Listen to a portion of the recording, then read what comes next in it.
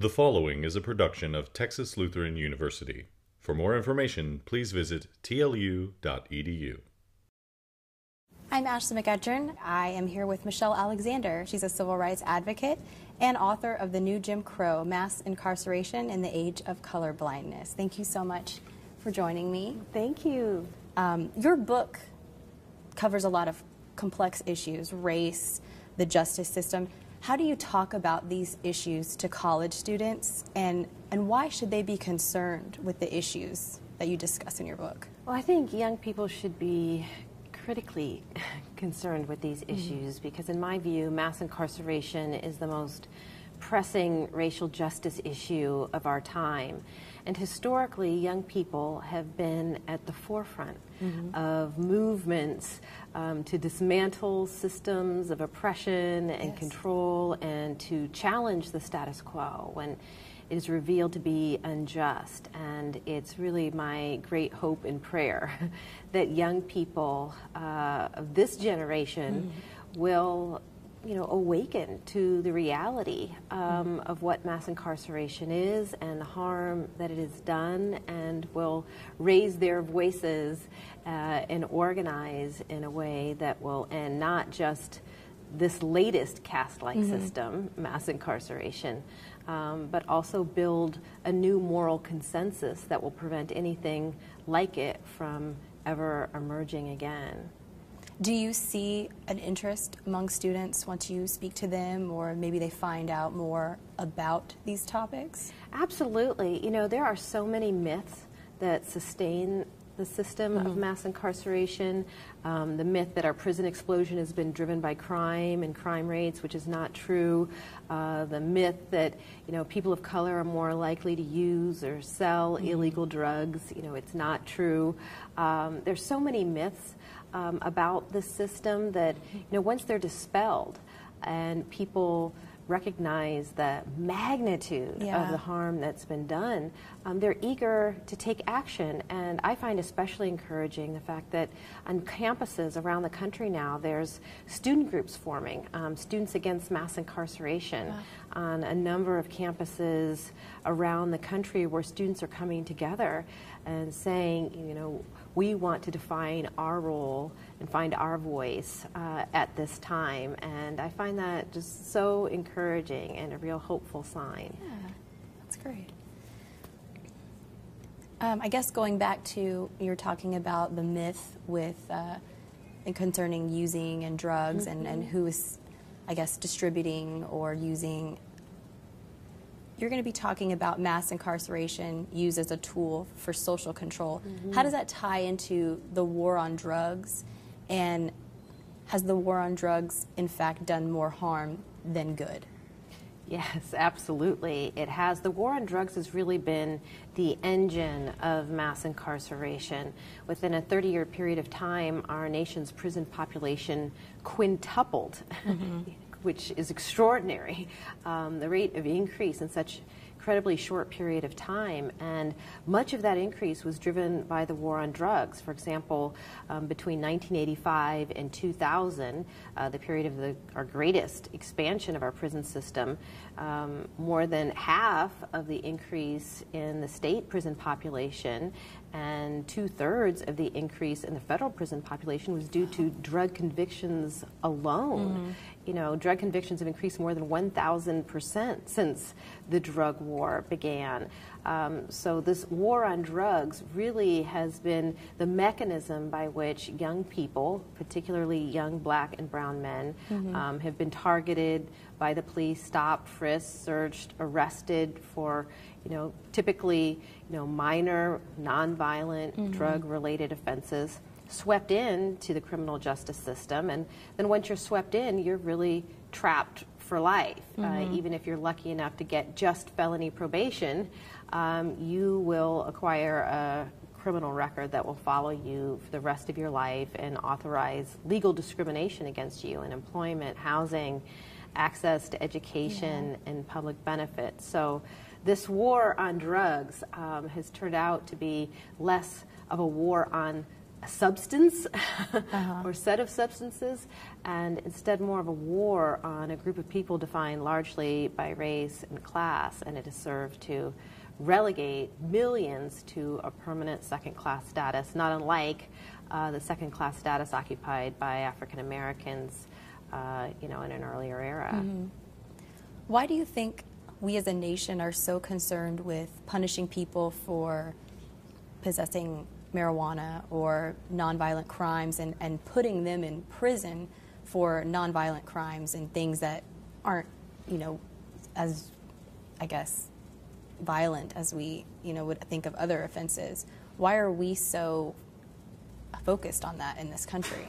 Well, it's interesting because we're not obsessed with punishing all people for minor nonviolent drug-related offenses. We're focused on punishing some people for those crimes, and who does time for these nonviolent drug offenses are overwhelmingly black and brown, even though studies have consistently shown for decades that people of color are no more likely to use or sell illegal drugs than whites. Poor folks of color have been targeted at grossly disproportionate rates. In some states, 80 to 90% of all drug offenders sent to prison have been African American. So this punitive impulse hasn't been directed at all drug users. If you're white and live in a relatively privileged neighborhood and you possess marijuana, the odds are extremely small that you're going to be stopped and frisked and searched by the police. And even if you get caught with marijuana, the odds of you actually going to jail or doing prison time for that offense are, slim to none. But for people of color, the odds are high. And, what is that punitive impulse about? Our impulse to punish poor folks of color for these relatively minor crimes that go largely ignored, in other communities. I think that impulse, unfortunately, is linked to our racial history.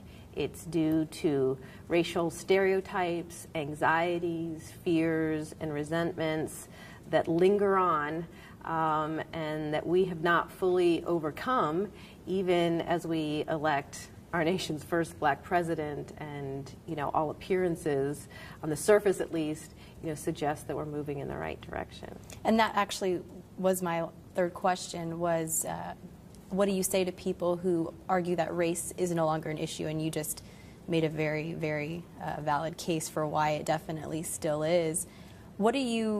Do you think we're moving forward with this younger generation of people, say maybe 18 to 25? Do you feel that it's becoming less of an issue, or they care more about it and they recognize the problem that it still is?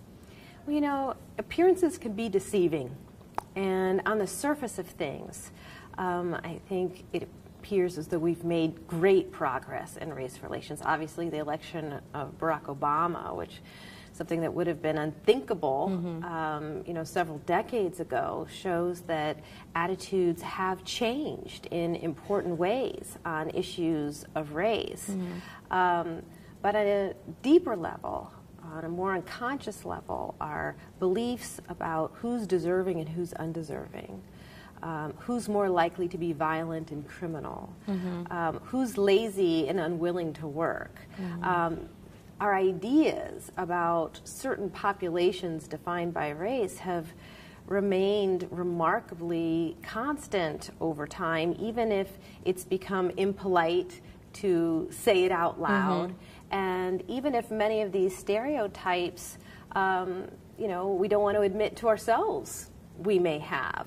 One of the most fascinating things that, I think psychologists have discovered in recent years is how much racial bias people of all colors harbor, even when they have no desire at all to be racist. And how alarmed people are to discover that, if they're given a simulated test where they're, shown images in a split second and have to make decisions about whether they're going to shoot, an imaginary intruder, how likely they are to shoot, the black, imaginary intruder rather than the white, how likely employers are to deny job opportunities to African Americans but grant, identically qualified, white folks a shot at the job. And, so these stereotypes and attitudes continue to drive decision-making by individuals, attitudes, perceptions, and at a larger societal level,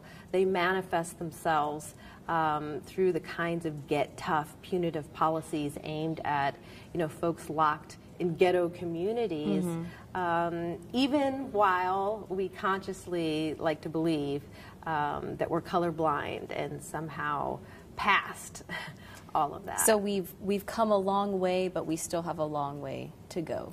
Yes, and although, I think that it's a mistake to think of it just in purely linear terms. Because in so many ways, these systems of racial and social control have morphed and changed.